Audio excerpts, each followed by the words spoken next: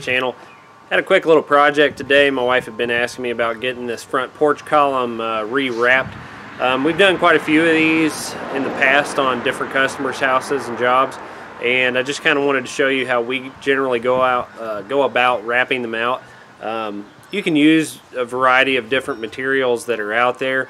We wanted this one to be stained, so treated lumber and cedar and some other things have been kind of scarce in our area, so I'm just using standard pine. But we've used it in the past. If it's stained and sealed up with polyurethane, it holds up pretty good for a while. There's a lot of other PVC products, Versatex and Primex, something like that. There's some other products on the market that do really well also, but just wanted to show you how I go about wrapping out like a porch column. Can totally change the look of the front of your house. So I'll turn the camera around, I'll kind of show you. I've already covered these two sides that you can see, and I've left it open from the back side so that you can see how I just wrap it out. So here's the back side of the post. You can kind of see I just basically, you can either take the posts out and build your own column. I think this one's semi-supporting or semi-load bearing. So I'm just leaving the original column. It's really not in too bad of a shape.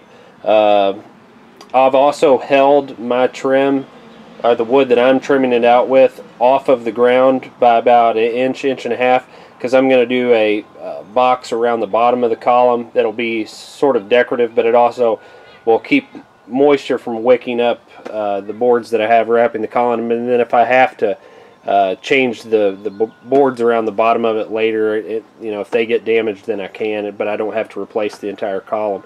But you can see that I basically held the front board all the way back to the column, and then just so I can work with the full dimension size of the lumber and I don't have to rip it down, I'm bringing the column in this way a little bit, and I'm going to fur it off of this side and nail the box together and then add screws or whatever other hardware I need to.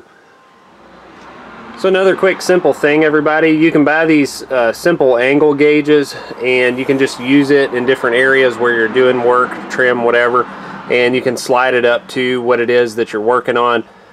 It's got a set screw on the other side, so you can set the angle and then use that to transfer it to whatever you're cutting, you know, the board or whatever it is.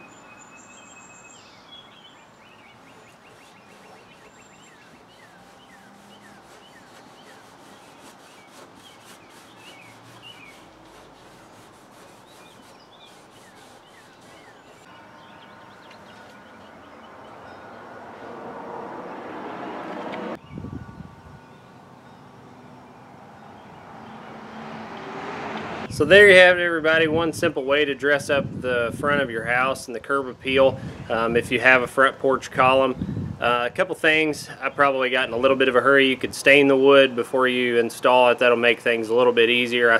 I spared you the trouble of showing all the footage of where I had stained it.